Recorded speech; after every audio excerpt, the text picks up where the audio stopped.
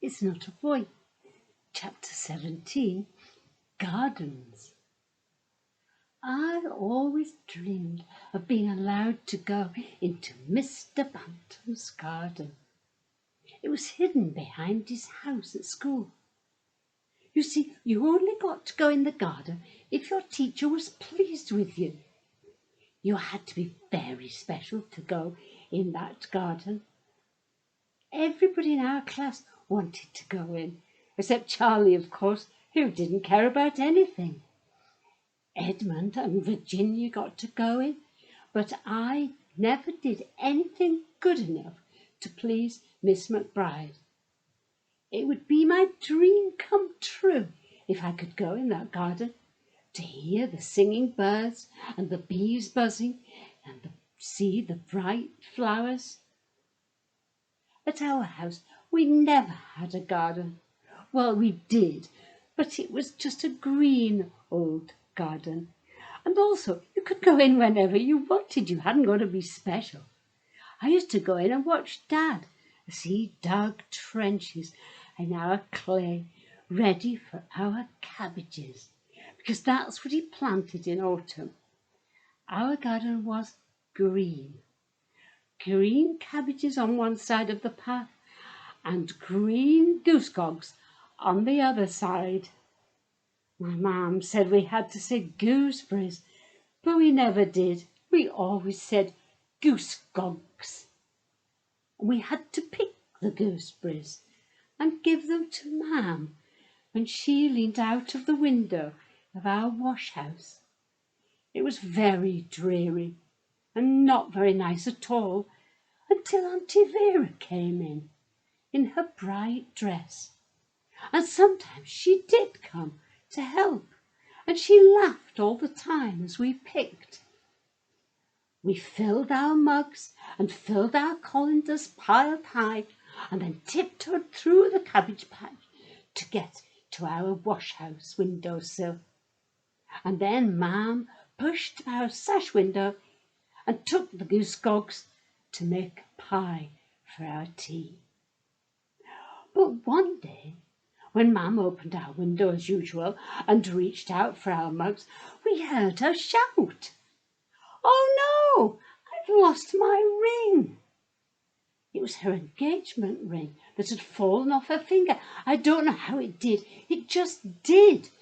As Kib stopped picking and stood there staring as she cried out again, "Come quick, I've lost my ring!" And then we all ran over to her, confident that we would soon find it. After all, it couldn't have gone far. It must have just dropped down in the mud past the window sill. But we couldn't see it, no matter how hard we looked. Mum was very upset, and I can tell you that I was as well. It was a beautiful ring. It had 3 diamonds, and they were bright and light, and when you looked closely you could see colours in it that sparkled and shone and winked at you. It was as if a whole garden of bright flowers was hidden in there. I loved looking at it on Mum's hand and listening to how Dad gave it to her and how they had hoped to be happy ever after. But it was gone now in the sticky brown mud, and I could hardly bear it. It was full of her dreams. There was no time in the day now for dreams of jewels and being special and hidden gardens full of bright flowers and buzzing bees and singing birds. We had to get on with our work.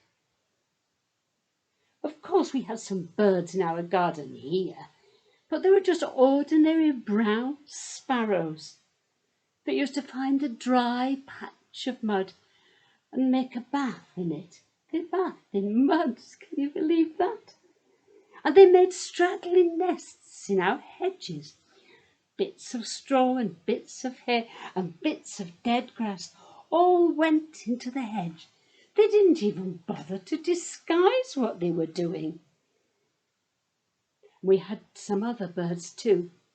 2 big black ants and white magpies that swooped around and made loud cackling noises like witches on their way to their twiggy nest high up in our old conker tree.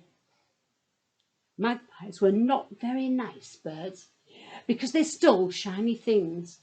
I knew that from reading my comic, and it said that when they saw bright things, they grabbed them and put them in their nests. Another thing that they did was eat baby birds, little tiny baby sparrows from their twittering families. Magpies were bad news, and if you saw one, it was unlucky. Our magpies used to sit in our conker tree and watch while our little sparrows built their straggly nests. They just sat there watching and biding their time. They didn't even have to try. They just had to wait. They hardly gave our baby hatched sparrows time to roll out of their shell when they struck. With a loud cackle, they swooped down and grabbed a baby. It was still just a little round belly, like our goose-gobs, with hairs sticking out. And they had a little head and a little tail. Their mums and dads did their best. They made huge shouting noise and flapped about, and the other sparrows joined in. But it was too late and no good at all. The magpies had got them, and they flew off to their nests to eat them and got their bellies full of baby sparrows. It made me feel sick.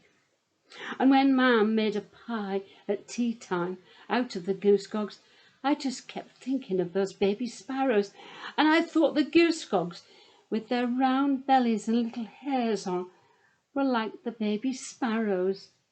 I thought Mam had made a baby sparrow pie, and I couldn't eat it. That night, to cheer myself up, I thought about Mr. Bantam's garden and how I could get in there. I thought about the little wooden seat that Virginia had told me about, that you could sit on. If you were a girl, you had to knit, and if you were a boy, you had to read there. But I would just sit and watch all those wonderful things. I knew that's what I would do. Sadly, though, however hard I tried, I was never good enough to get in that garden. Doreen never got in either, because she wasn't good enough at her work. Edmund got to go, and Virginia got to go, but I didn't get to go at all. Even Brenda once went in, because she brought a bunch of flowers, little tiny lovely wild flowers for Miss McBride. But I didn't please Miss McBride. I wasn't good enough at anything like sums or spellings, and I hadn't got any bright flowers from our garden. There weren't any. It was all goose-gobs and cabbages. So I didn't think I would ever get in, and I thought it could be because of our magpies. I'd seen magpies, and that was very unlucky. But if I thought I was unlucky, then I hadn't reckoned on Auntie Vera, because one day she brought me a packet of seeds, a packet of flower seeds. It wasn't even my birthday, and it wasn't Christmas. It said Virginia's stock on the packet, and they looked lovely, white and pink and purple little flowers, all shining out like jewels. Maybe our Virginia at school was named after them. Dad gave me a patch of mud to dig. I did dig it at night after school, but oh dear, how difficult it was. The spade didn't go in like it did for Dad, but I worked on, listening to our twittering sparrows, forever dragging strands of hay and grass, and our magpies forever cackling like witches, watching from the conker tree in case they could steal a meal of sparrow. Then, in a flash, I had a sudden thought. That was it! Why hadn't I thought of it before? The magpies must have stolen Mum's ring. Of course they would have. They would have seen it fall, and when no one was looking, they would have swooped down and picked it up and taken it to their nest. They were famous for it. Everybody knew that. They were thieves, and they loved bright, shiny things, as well as baby birds. If I found Mum's ring, surely Miss McBride would pick me to go into the garden. So this is what I did. I set off to climb our conker tree and to find Mum's ring in the magpie's nest. My mouth was dry and my heart was beating fast. Would I be the one to find that ring?